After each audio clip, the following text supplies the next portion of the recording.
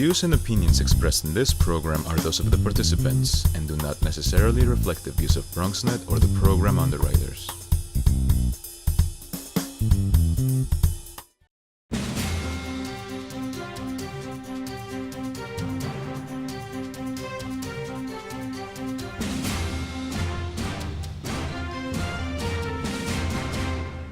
Hey there, welcome to In the District. This is a special edition of this program, and what we're going to do this evening in this special edition, normally we bring in elected officials to talk about their campaigns, but we're going to talk about something else that's very important that's going to be on your ballot when you go into the voting booth on November 6th, and that is the three proposals that will be there that each one of us will have an opportunity to say yay or nay.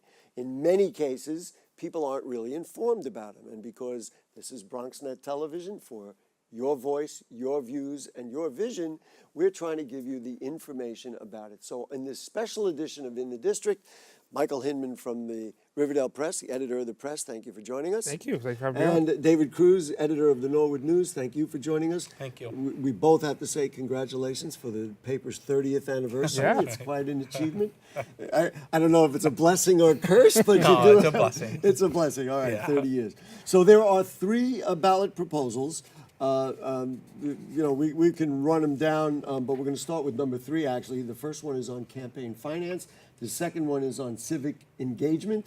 And then the third one, which we're going to start with, is on the community boards, because this is what everybody's talking about. The concept is that there would be term limits imposed on community boards. Let's start. I think David likes this idea, right? Correct. You're talking about term limits, yes. Like the idea of imposing term limits on community board members. We'll get into pro and con, but why do you think it's a good idea?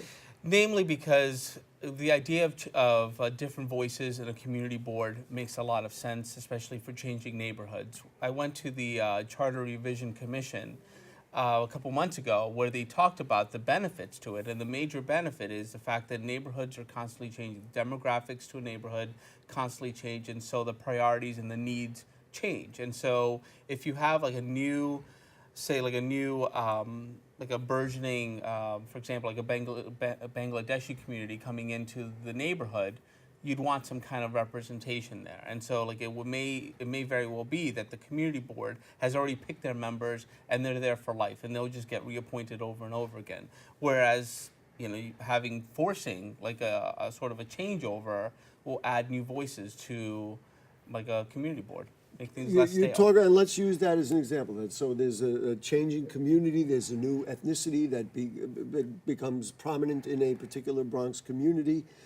Wouldn't it then be up to the borough president who ultimately selects each time around community board members to be aware of that, and then he or she, depending on how it goes in the future, would make a determination of, you know what, the neighborhood's changing, let's try to look for somebody who represents this, and have a natural selection as opposed to an imposed selection? I can't imagine a borough president is tapped into every neighborhood and understands what every neighborhood issue is. I mean, there's only one person. So, you probably would want to leave that specifically to the councilman in charge if you want to go that route. The very idea that, you can't allow other voices into a community forum and sort of represent a section of a neighborhood just doesn't make a whole lot of sense. The gentleman to your right doesn't agree, and you are, as passionate as he is, you're passionate about your idea that this is not a good idea. Yeah, I mean, we're not talking about 5 seats where there's 10-year terms. We're talking about 50 seats in a specific community that have 2-year terms. And, and this is 50 people. So, like, for me, you don't get lifetime appointments. There's no such thing as that. A lot of them have been on the boards for a long time. But, every 2 years, each one of them has to renew. It's just one of those things. And a lot of them are automatic appointments. Some of them aren't. I've known people who didn't get returned.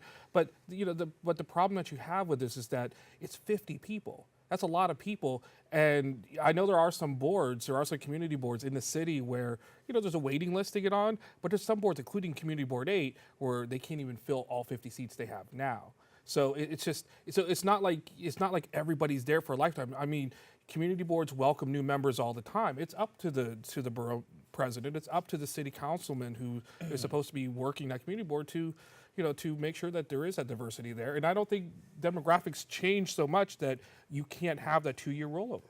If you look at some of the community boards, and I deal with all of them in one form or another, and in some cases, I hate to put it this way, but we talk frankly in the Bronx, there's an old guard, and the old guard does things in an old way, and they may, kind of latch on to old traditions, and some of them may not be relevant, or things that they wanted in the past, and then all of a sudden, you're sitting there, people come in and say, that was the way it was done, we need to change, and because they're so entrenched, you can't get a change. Well, I mean, that's where each community board needs to then work, or you need to have rules where there's internal limits in terms of how long somebody can be chair. I know there's some community boards where, people have been, chair longer than Franklin Roosevelt was president. And I don't know if it's that long, but there are leaders in community boards who've been there for a long time. But then you have others. Community Board 8, I mean, I'm not sure if Community Board 8 has a specific rule that term limits anybody or not in terms of, the chair position and such. But they seem to have a really good kind of rollover to where it is new faces that get in there, where you might have, like where Chuck Merdler, I think, was chair a few times, but then you have people like Rosemary Ginty who comes in, who hasn't been on the board for 40 years. She's been a little bit newer. You have Dan Paternak, who hasn't been on, who's been on for a while, but hasn't been on for a lifetime. And these are younger, fresh voices that do get on there. Dave, what about Community Board 7? They've had a changeover in chair for recently, and they've had a couple of, certainly changeovers in district manager has been an issue. Do we want more stability in that community board? And if we force other people out, are we going to create more chaos? Well, there definitely is an old guard at Community Board 7. There is, though, it's like there's maybe, out of these 50, there's probably like 10 who have been there for at least more than, I'm going to say more than 15 years. And so, there's this propensity to actually go ahead and bring in more, encourage more membership. However, there is like this core group of people that have stayed there forever. Except, these guys just kind of want to hold on to like whatever, power that or perceived power that they have. Do they encourage like more members? They encourage participation. Here in where I sit, and I've been around here and doing this programs on BronxNet for a while. A lot of times a subject will come up, and I am able to talk about it with whomever it is because I maybe uniquely know the history of it and know the background of it. Let's say there's a proposal, there's proposals for development, for parking garages and things like that. Does it help, or would it help to still have people in there who know the history of it and who can say, well, that proposal was made 10 years ago, but it didn't work out. Maybe we ought not to go down that road again. In other words, bringing the notion of experience into the dialogue. Theoretically, that's why you have minutes, really. If you really want to brush up on the past, that's why you have minutes, right? Riveting reading. That was a good answer. Yeah, that's riveting reading. But you can't read the minutes of. I tried to read when I first started. I was new to the Bronx when I came here a year and a half ago, pretty much new to the city, and I worked to try to go back and read minutes, of what was the community board had. But it's a lot. The number of committees that meet in a single month, the main board meetings that they have. Just going back 6 months was a task. I could not imagine trying to go back 5 or 6 years, or even 10 years. Well, you can respond. Sure, but I don't know what minutes are you reading? Just general board minutes? Because that's really where I would any of the recommend. minutes, the committee minutes, because the committee meetings is where most of the discussions happen. The main board meetings, at least at Community Board 8, it's more like, hey, here's the general stuff we're talking about. But really, the real discussion, where you get the community involved, where you get the real discussion, the real heart of everything happens in the committees. There is a movement, a literal movement in the Bronx about people, advocates wanting access to not only community boards, of course, better access to candidacy and et cetera, et cetera. What do you say to those people who say, you know what, in my community, we are really not able to push this forward because every time we want to use the animal shelter as an example. The community board is an old guard. They don't understand, and I'm not saying that that's specifically what happened in that case, but I'm using that as an example, that there's an old guard there that's holding down the process, and we can't move things forward. And is it time now, and I'm sure you're going to say yes, but we'll start with you, is it time now to finally say to those people, you know what, you will get a chance? Yeah, I mean, but I think people are getting a chance. I mean, it's not necessarily that you have the old guard that's holding back ideas. I mean, all of the members of the community board and even the public has the opportunity to bring up issues. And remember, the community board is an advisory board. They're not actually making decisions. We're not talking about city council. We're not talking about the legislature. We're talking about an advisory board. I'm going to give you a chance to respond, then I'm going to throw a question out that's probably not relevant, but I want you each to weigh in. Go ahead. Well, one thing I wanted to say earlier was the fact that community boards, sometimes they get very political, because here you have the borough president and you have the council members who appoint members that they feel can help push their agenda. And so when you have... I love David doesn't mince words. It's great. Well, that's the issue, though. That's what makes... They say they're non-political, but guess what? They're political because they're appointed by the borough president and they're appointed by the council member. And so, of course, if the borough president and the council member don't like the way you voted in a certain way, guess what? You're going to be out. So this is what I want to suggest, and it's probably not relevant because there's no way to change the proposal as it's going to read on people's ballots, and people now can make up their own judgment because they heard some information from both sides. Is there an alternative? Could there be a compromise here and say, well, rather than term limit, everybody maybe make the, if you've been there 10 years, then you can be term limited, or say, well, Michael was talking about available seats. Only 10 or 12 seats then become, you know what I mean? Find a way to do it, or even have an evaluation of somebody who's not a good. We'll let you start and then you can conclude. I did think about this because the problem is the fact that, like, say for, in theory, all members of community, it's supposed to be effective, by the way, April of 2019. Right. Meaning then that This coming April. Right. All 50 members will be, say all 50 members were appointed at that moment. Then all of them have to leave in 2027? Whatever it is, yeah. And they'd be appointed for 8 years. Correct. What I suggest is to sort of grandfather existing members in and have anyone who comes in and let it go. And I will say that 8 years apply. from this moment sounds like a long time to be on a board. But why not give you an idea about alternatives? Well, I mean, if I had been sitting on this, on this commission, which I doubt the mayor would ever want me anywhere near anything like that.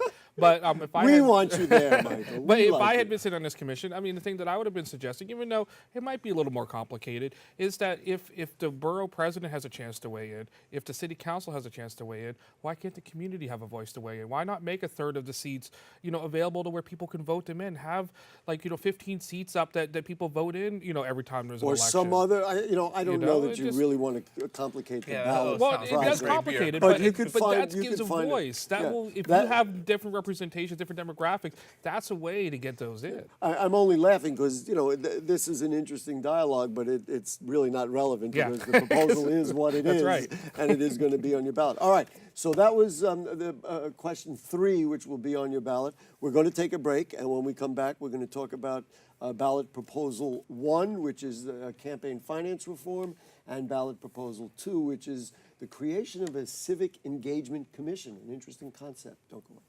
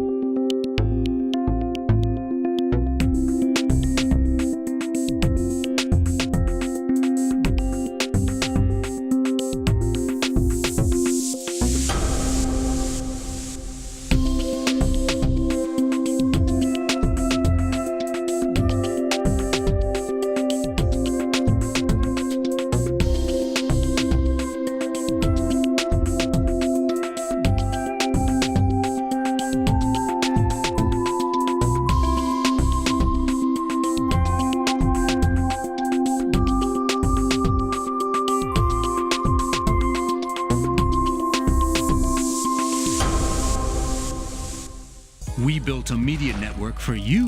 BronxNet TV.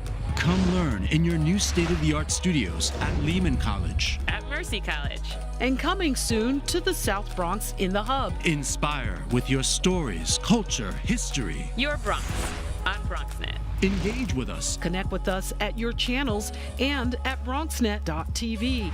Learn, engage, inspire. BronxNet TV. From the Bronx to the world. BronxNet.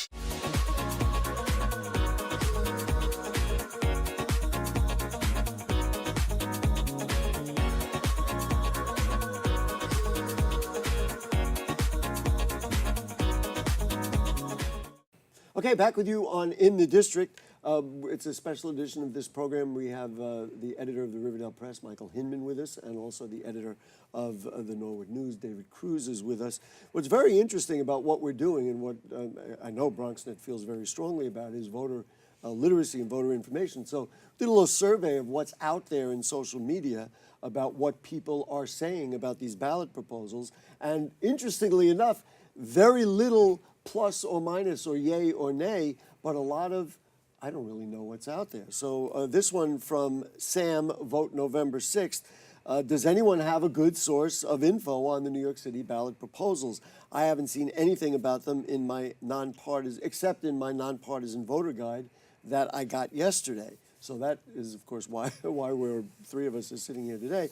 Shonali Bomilk tweeted, "Hey, New York City, I voted absentee and I wished I had more info on the three proposals on the back of the ballot." And so she advises, don't go to the voting booth without knowledge on proposals. You're doing the right thing because you're watching us right now. And then from Joan Byron, said that both New York City Charter Reform and AFFH should be opportunities to codify examination of racially disparate impacts of land use, housing, and development action. So those are the things that people are tweeting about ballot proposals. And to the two gentlemen in the room, let's start with ballot proposal 1.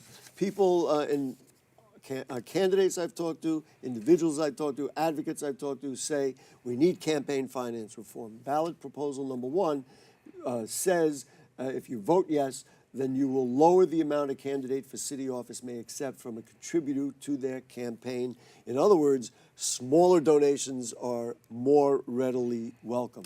You want to say yay or nay? You think this is a good idea? Well, I mean, the paper hasn't taken a position on that proposal, but I mean, for me personally, sure.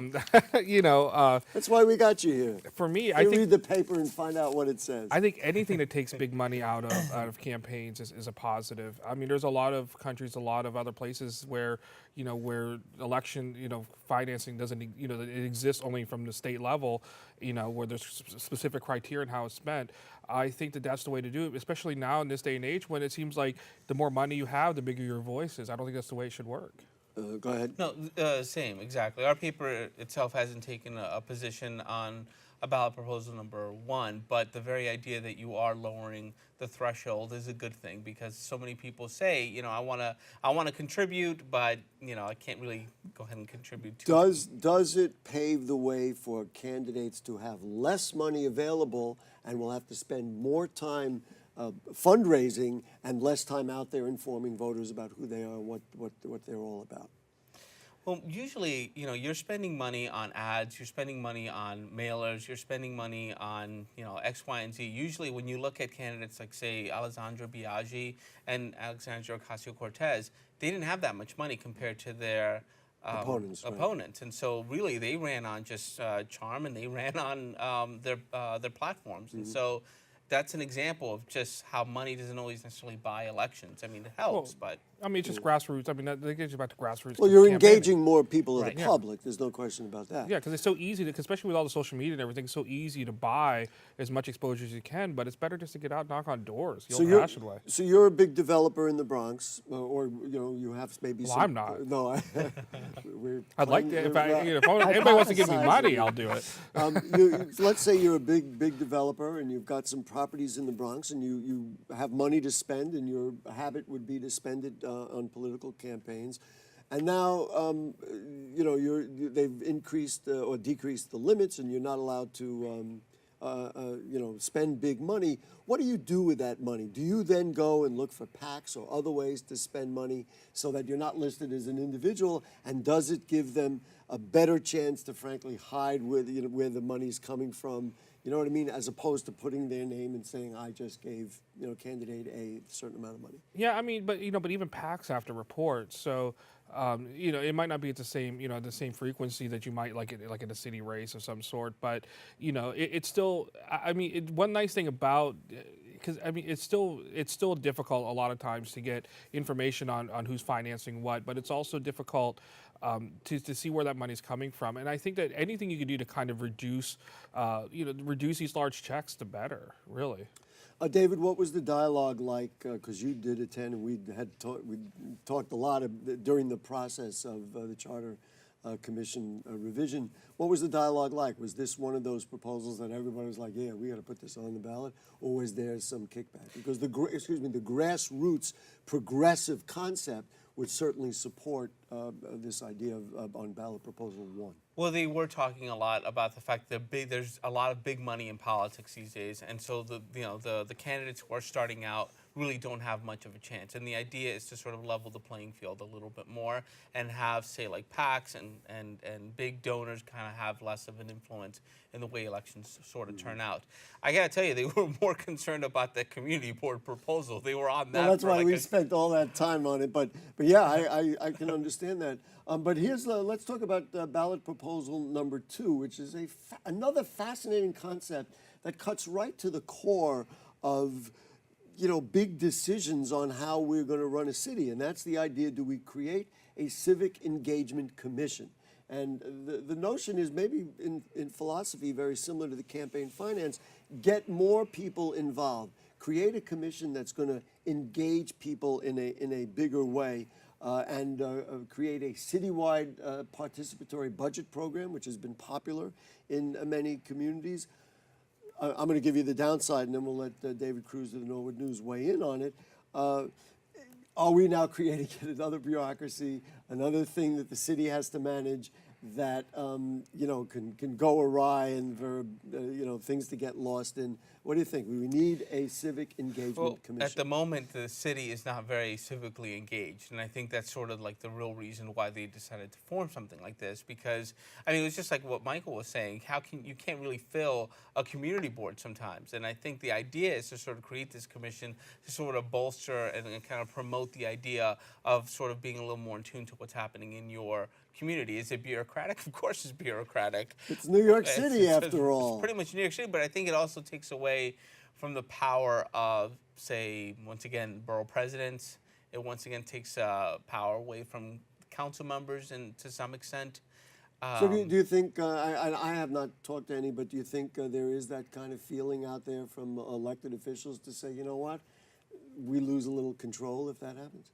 They sort of alluded to it. They're not going to go ahead and sound... nobody's going to say we don't want you to be engaged. Right. What are your thoughts on it? Well, I just don't understand why we need a commission for something that's already being done in the most part. A lot of this is work that has been done with the borough president's office in the past, and I don't understand, why we need to have another level of bureaucracy in order to achieve that. It's just, I'm all for having different levels, but I'm also, it gets convoluted. Like even my idea to maybe elect, some community board members, it does kind of complicate, it does convolute it.